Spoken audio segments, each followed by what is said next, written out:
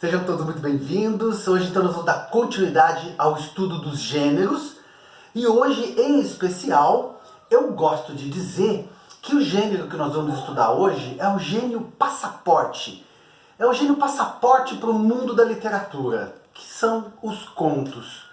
Eu chamo de passaporte porque, tanto por parte dos leitores, que vão ter acesso ao mundo encantado da literatura, principalmente através dos contos, mas também por parte dos escritores, que a grande maioria deles, antes de se tornarem romancistas, eles passam pela fase dos contos para evoluir a sua escritura, o seu estilo, a sua forma. Então, esse gênero que nós vamos estudar hoje, eu particularmente gosto muito, espero que vocês também fiquem bem satisfeitos com esse estudo que nós vamos fazer, tá legal? Esse estudo vai ser a seguinte estrutura. Em primeiro lugar, logicamente, a estrutura do conto, os elementos componentes dele. Depois a gente vai passar num segundo momento para a sua interpretação, que é fundamental. O universo dos contos ele é mais restrito, ele é mais conciso, ele é mais direto, ele é mais objetivo, porque afinal de contas é um conto. Então eu tenho aquela grandeza do conto. Se eu passar um pouquinho do conto, alguns já vão dizer que é uma novela, que já vai ter uma outra característica que não a do conto, que é a de concisão, de objetividade. O foco narrativo é um local só, a gente já vai estudar, e principalmente com relação à interpretação. E por último, na questão da interpretação a gente tem que avaliar os elementos linguísticos que vão nos ajudar muito na interpretação desses contos, que nós vamos dar uma passadinha nas figuras de linguagem, para a gente entender os recursos que o autor vai ter para que o leitor possa encaminhar junto com ele, junto naquela ficção, junto naquela narrativa. Então ele vai usar algumas figuras de linguagem, vai usar a própria poesia, vai usar o discurso direto e indireto, que a gente já vai verificar também. E por último, eu vou colocar para vocês um desafio. Nós vamos fazer um jogo, um game, nós vamos trabalhar em duplas. E nós vamos propor uma atividade muito legal, onde cada rodada... Vamos rapidinho já explicar como é que vai funcionar. Cada dupla vai escolher um conto, eu vou passar a relação desse conto para vocês, e nós vamos fazer uma análise estrutural desse conto. A gente vai dentro dos elementos que eu vou passar para vocês no primeiro momento, vocês vão anotar. Depois que vocês anotarem esse conto que essa dupla escolheu, vocês vão fazer essa classificação dentro dos elementos. E aí nós vamos propor uma rodada de discussões a cada um dos elementos, de forma que a cada um desses elementos a gente vai fazer uma eleição direta e o conto sai. A gente vai elegendo um conto até ver quem que vai ser o grande campeão, qual o conto que vai ser escolhido. E o mais interessante de tudo isso é que a gente vai ter capacidade de entender todos os elementos dos contos que eu vou passar para vocês a partir de agora. Vamos lá então? Beleza. Primeiro, gente, qual é a estrutura do conto? O conto é uma narrativa, como eu já falei, curta, objetiva e direta, correto? Ele tem um tamanho de um conto, ele não pode ser um romance. Passou um pouquinho do conto, já vai virar uma novela, já vai ter uma outra conotação. Então, essas características são importantes com relação ao tamanho. Em virtude do tamanho, o conto só tem um foco narrativo. Ele não pode envolver muitos personagens, ou duas, ou três tramas, ou tramas intercaladas, porque daí o tamanho do conto não vai permitir. E o leitor, ele está focado naquele foco narrativo, naquela história, naquele enredo. Se você começa a contar essa história e já coloca uma história paralela, daí vai perder um pouquinho dessa eficiência do conto, tá? Então é importante que a gente saiba identificar esses elementos. O primeiro deles qual seria? O narrador. Tem que ter um narrador, é claro, ele vai contar essa história para nós, né? Ele vai contar essa história em primeira ou em terceira pessoa, tá legal? Que a gente já inclusive conversou anteriormente. Personagens, fundamental. O conto tem que ter os personagens. Esses personagens como são? São pessoas. Vocês já imaginaram que um objeto também pode ser um personagem de um conto? Claro que pode. A gente tem uma universidade enorme de temas e de personagens. Eu posso colocar pessoas, posso colocar fatos, posso colocar sonhos. Nossa, a gente vai também trabalhar nessa questão da diversificação dos personagens, tá legal? Gente, o tempo é um fator importante do conto? É claro, se eu tenho uma história curta, eu vou ter que ter um começo, eu vou ter que ter um meio, um desenvolvimento e, logicamente, um desfecho, uma conclusão. Nesse desenvolvimento eu vou ter que ter um clímax, eu vou ter que ter uma transformação, eu vou ter que ter alguma coisa que atraia o meu leitor e que o meu leitor esteja interessado em compreender aquela narrativa, aquela história, tá legal? Depois desse tempo, eu vou ter aonde esse conto vai se passar. É um espaço geográfico, é um espaço psicológico, é um espaço mental, mas aonde, onde ocorre? É numa fazenda, é num ponto geográfico, é numa cidade, é na beira do mar, é na fazenda, é numa árvore. Nossa, quantos contos se passaram em uma árvore? É um conto que se passa numa sementinha, lá dentro da sementinha, que vai mostrar a evolução da sementinha, a sementinha, o próprio personagem, enfim, tem uma série de possibilidades. Logicamente também que o enredo vai ser interessante. Como que eu vou criar dentro desse meu personagem, dentro desse meu tempo, dentro desse meu tema, como que eu vou fazer essa história, como é que ela vai se desenvolver? Então, gente, vamos anotando lá, hein? Não esquece. Primeiro elemento, então, narrador. Segundo, personagem. Terceiro, o tempo. Outro, o espaço. Depois, o enredo. Tá legal? E a gente vai ver como é que esse conflito, porque se não tiver um conflito, se não tiver uma história, um enredo, uma transformação, eu não vou manter esse meu interlocutor em comunicação. Então tudo isso já é elemento para vocês irem fazendo a catalogação das nossas eleições depois dos contos que eu vou passar para vocês. E nós vamos ter que identificar todos esses elementos no conto e nós vamos eliminar. A cada rodada a gente elimina um, tá bom? Beleza. Segunda parte, como eu já falei também, é a questão da interpretação do conto, que nós vamos falar sobre a figura de linguagem, que ajuda e demais, né? Nós vamos falar do sentido conotativo da linguagem e de que forma que a gente pode usar esses recursos. E por último, vai ser a nossa eleição propriamente dita. Legal? Gente, em primeiro lugar, eu queria fazer uma análise interessante com relação à contextualização do conto. Por que é importante? Porque quando a gente começa a fazer a leitura do conto, a gente tem que lembrar dos elementos supratextuais, dos elementos metatextuais, os que não estão ali escritos objetivamente no texto, mas que eles ajudam e contribuem para que a gente possa formar essa contextualização. Tá legal? Então a gente vai entender que a gente vai ter que identificar essas vozes que eu falei para vocês antes, essas vozes do narrador, em primeira e terceira pessoa, mas também as vozes dos próprios personagens, né? Eu quero que vocês aprendam a identificar o discurso direto e o discurso indireto. O discurso direto é o discurso dramático, é o discurso que o personagem emite a sua opinião, fala a sua vontade, o seu desejo, emite os seus conhecimentos, tá legal? E o indireto é exatamente aquele em que o narrador, ele vai lá, toma para si esse conhecimento e conta para você, que é um discurso indireto. Os contos modernos, eles mesclam muito, eles colocam uma parte do narrador, aí outra parte do personagem principal em interação com outros personagens secundários e assim por diante. Então é bem interessante a gente analisar essas questões das vozes no conto também, tá legal?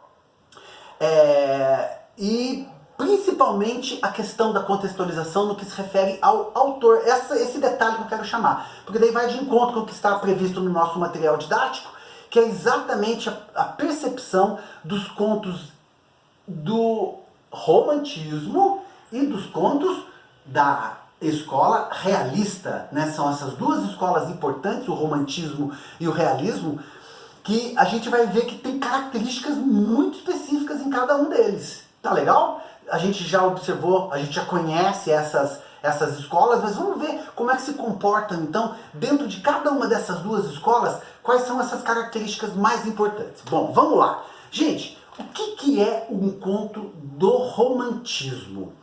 Romantismo a gente tem que lembrar que é aquela parte da literatura onde os autores idealizavam, traziam para o mundo das letras, traziam para o mundo das ficções, traziam para os seus contos esse mundo idealizado, a mulher idealizada, a sociedade, o papel de cada um dentro dessa sociedade. Então, eram os contos românticos. O que vai acontecer com esse conto? Vai ter um final feliz ou vai ter um final triste? Gente, vai ter um final feliz.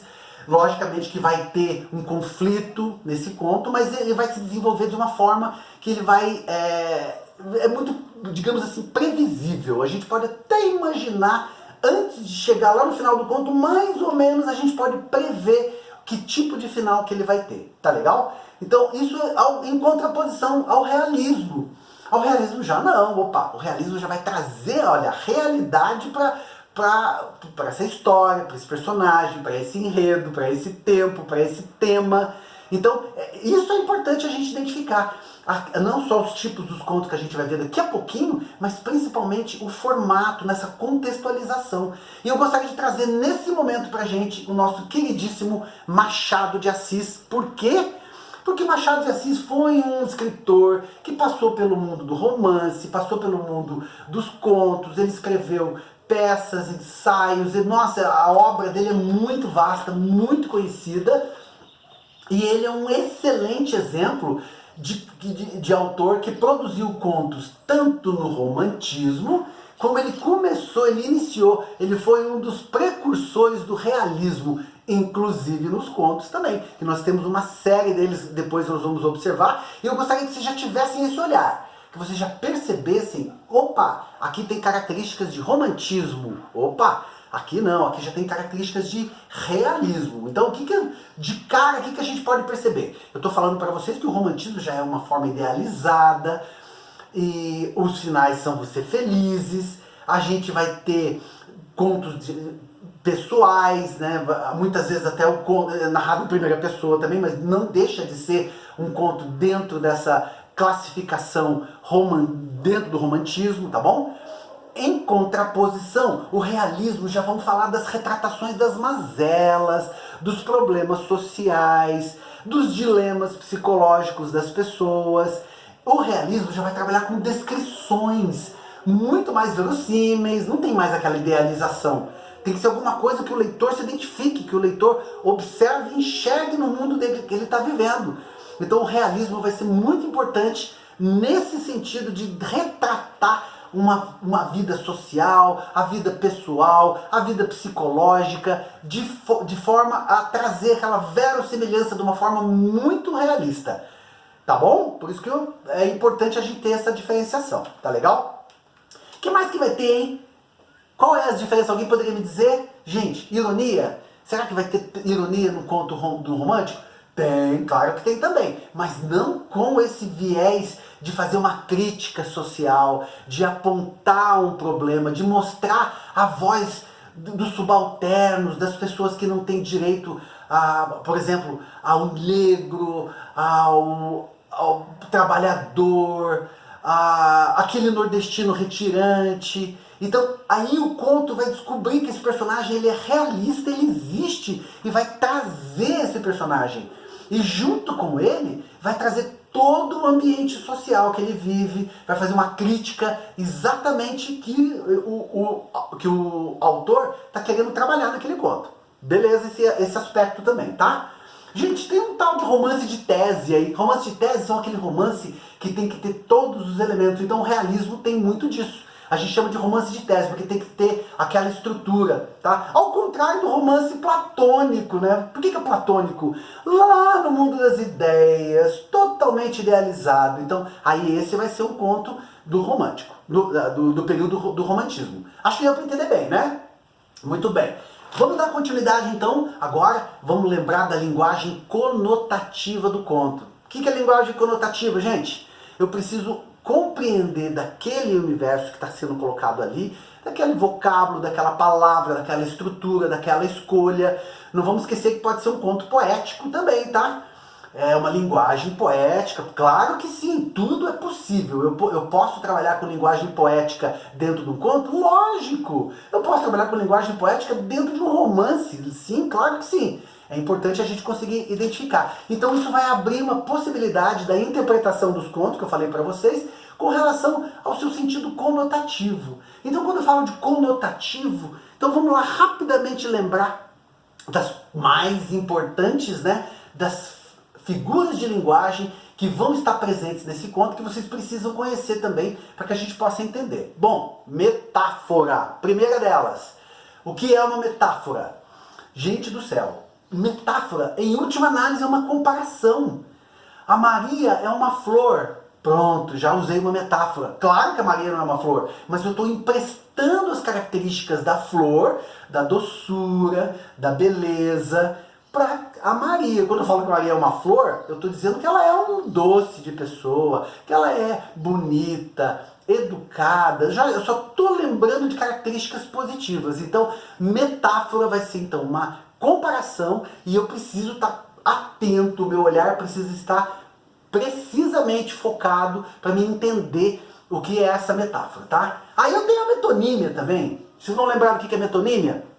Metonímia é a parte pelo todo, né? Ah, isso não é uma Brastemp, não. Quer dizer, o que é uma Brastemp, né? Ou seja, uma coisa com alta qualidade. Então a gente já lembra que é uma parte pelo todo. Ah, ele não é um Picasso, mas ele pinta muito bem. Ou seja, quando eu falo Picasso, eu já lembro de todo o conjunto da obra e trago para aquela comparação, para aquela figura de linguagem, para aquele sentido conotativo, para aquela linguagem figurada, que é um nome importante também para a gente entender, e isso vai ajudar os meus olhos a identificar, beleza? E depois eu tenho a hipérbole, que é um exagero. Ele comeu um mundo inteiro na refeição. Isso é uma hipérbole, um exagero. Eu vou ter uma antítese. Gente, o que é uma antítese? Antítese quer dizer uma relação dos contrários.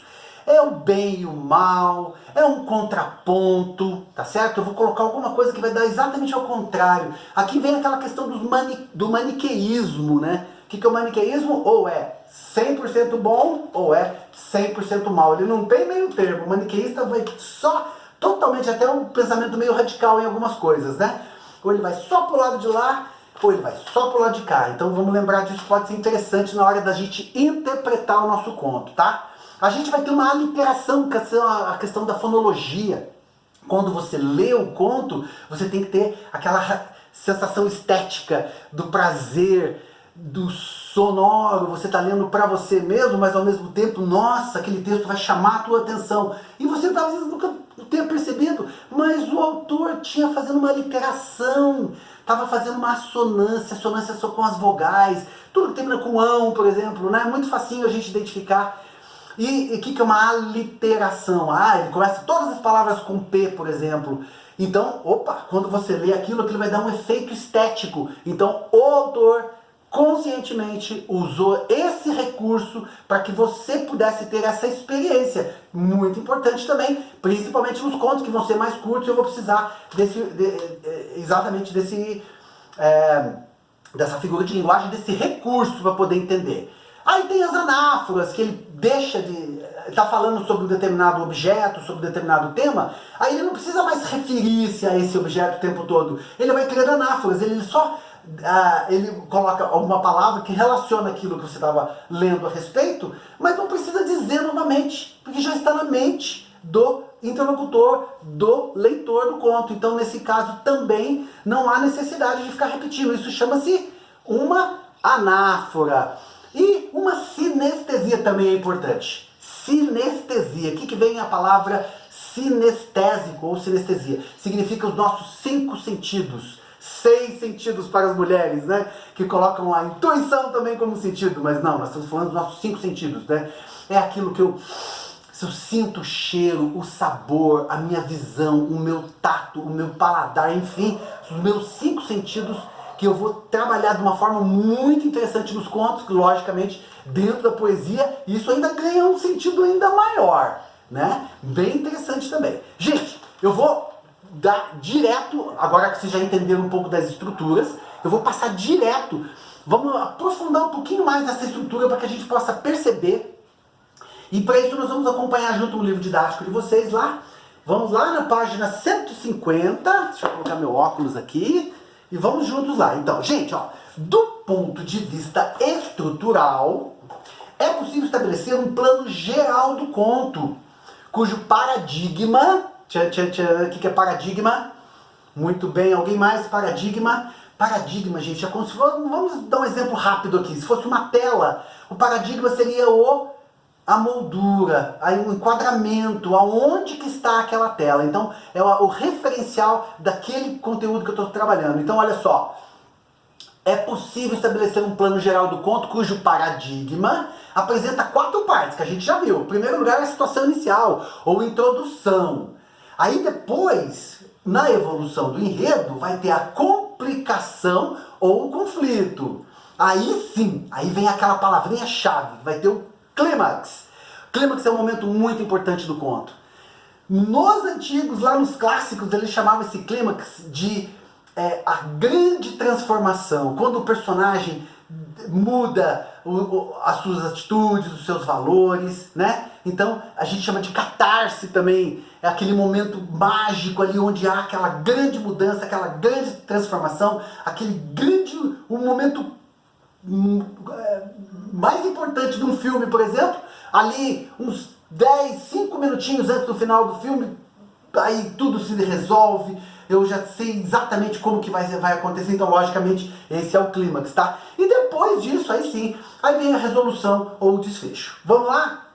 Essa ordem pode ser alterada em alguns contos, está presente em sua grande maioria. Claro, para conseguir ter um conto estruturado onde eu vou manter a atração do meu leitor, eu vou ter que necessariamente ter que cumprir essas fases, porque senão eu não vou produzir um conto capaz de tocar o meu interlocutor, o meu leitor. Tá legal?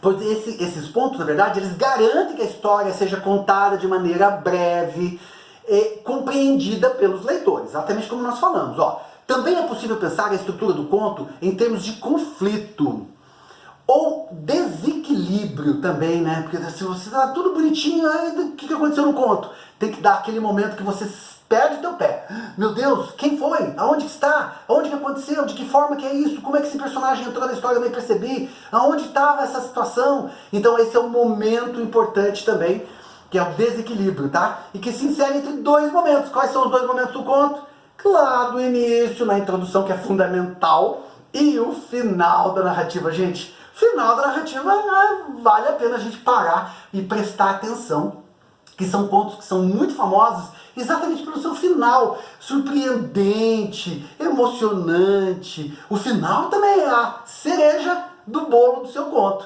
Então, dedique atenção para entender o final, porque muitas vezes lá no final é que você vai ver todo o percurso narrativo que o narrador fez. Tá legal? Importante, é lógico que o prazer da sua leitura vai ser muito maior na medida que você observa e percebe esses elementos. Por isso que no nosso jogo eu quero que vocês vão fazendo esse escalonamento. Nós vamos identificar cada um desses elementos. Tá legal? Muito bom. Agora tem uma parte aqui que eu achei fantástico. Olha só o que o Alfredo Bossi falou sobre os pontos que eu adorei, tá lá no nosso material didático. Vamos observar? Vamos ler juntos? Vamos lá. O conto cumpre, ao seu modo, o destino da ficção contemporânea. Posto entre as exigências da narração realista, que a gente já viu o que é, as características, os apelos da fantasia e as seduções do jogo verbal, fantástico. Se a gente não tiver esse encantamento das palavras, na minha leitura do conto ela não vai ser tão legal, tá? Cadê o Alfredo Bossi aqui? Os apelos da fantasia e a sedução do jogo verbal, ele tem assumido formas de surpreendente variedade. Variedade em todos esses elementos componentes que nós estamos trabalhando. Ora, é o quase documento folclórico, contos gaúchos, contos mineiros, contos regionalistas lá do Nordeste, nossa, um monte, né? Ora, quase crônica da vida urbana, nossa, nós temos Clarice Lispector, que é maravilhosa, nós temos uma série de contos modernos que são veríssimos, e vários outros, né? Ora, quase drama, porque tem que envolver o leitor nessa história, nesse enredo, tá? É um drama do cotidiano, às vezes desse cotidiano burguês, né?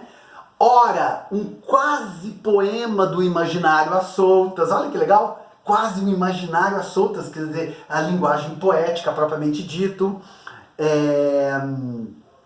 Ora, enfim, uma grafia brilhante e preciosa voltada às festas da linguagem. Então, quando Alfredo Bossi escreveu isso, ele conseguiu trazer pra gente, nossa, quase uma abrangência muito grande do universo dos contos. Muito interessante também. E agora, faltou ainda, dentro da estrutura do conto, está lá no nosso material didático, os tipos, esses é importante que vocês anotem. Vamos junto comigo? Vamos lá. Existem vários tipos de conto, determinados principalmente pelos seus temas. Qual é a temática que esse conto vai trabalhar?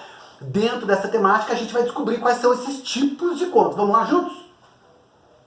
Integram essa tipologia entre outros. Vamos lá. Primeiro, contos de fadas. Na hora de escolher, eu quero contos de fada. Eu não gosto de contos de fada. Eu prefiro contos de fadas. Isso é importante porque o leitor tem que saber que tipo de temática que ele tem mais apreço, que ele gosta mais.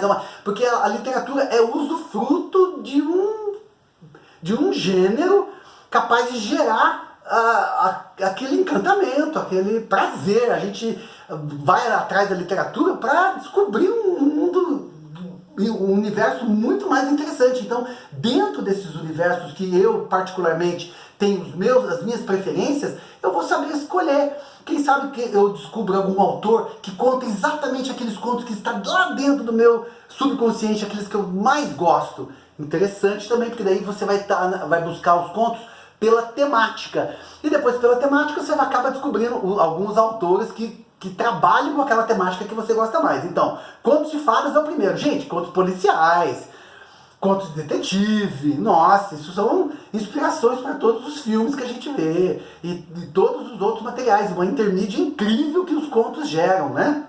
Muito bem. Olha o que mais que nós temos aqui, contos de terror. Tem gente que adora, tem gente que odeia e isso é muito legal. Porque nem todo mundo gosta da mesma coisa. E isso faz essa diversidade maravilhosa que nós temos dentro de um público leitor.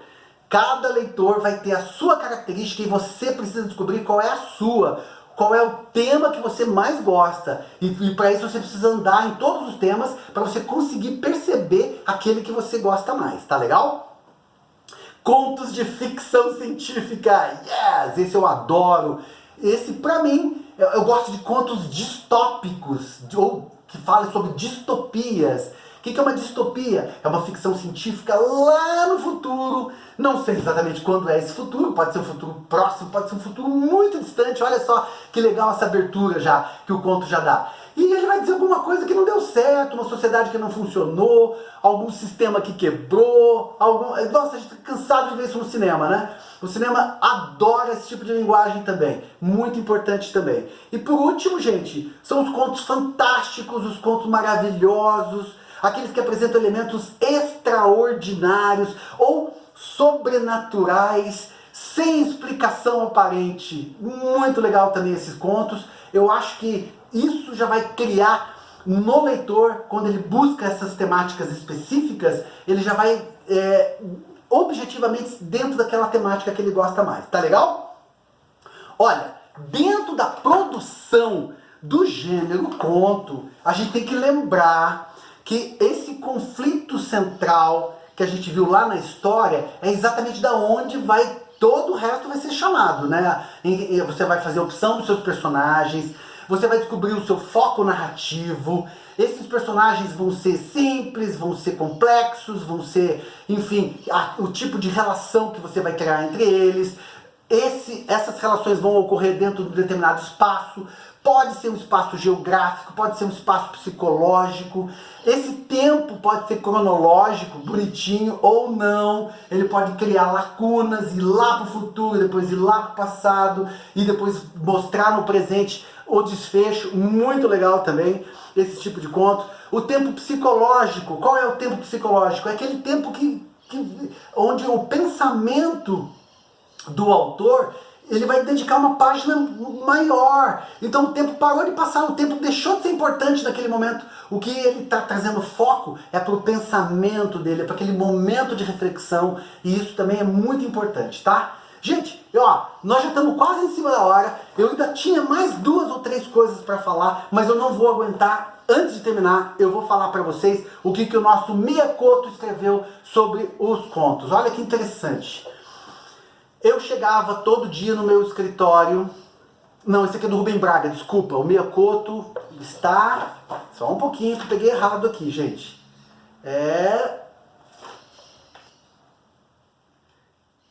Não, errei. Mas tá aqui, ó.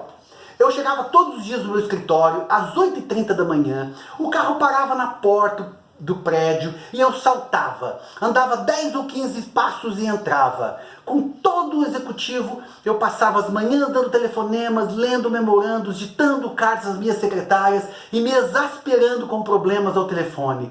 Quando chegava a hora do almoço, eu havia trabalhado duramente, mas sempre tinha a impressão que não havia feito nada de útil. O que nós temos aqui? Nós temos tempo psicológico, nós temos tempo cronológico, é um bom exemplo. Mas eu queria, na verdade, era dizer para vocês, a Miyakoto, para a gente acabar o nosso vídeo hoje, é o seguinte, olha. O conto é feito com pinceladas. Fantástico, isso é uma metáfora. É claro que ninguém vai ficar pincelando, está com a caneta na mão ou com o dedinho no computador. Isso é uma metáfora muito legal. Olha só, vou começar de novo. O conto é feito em pinceladas. É um quadro sem moldura. O início inacabado de uma história que nunca termina. O conto não segue vidas inteiras. É uma iluminação súbita sobre essas vidas. Um instante, um relâmpago.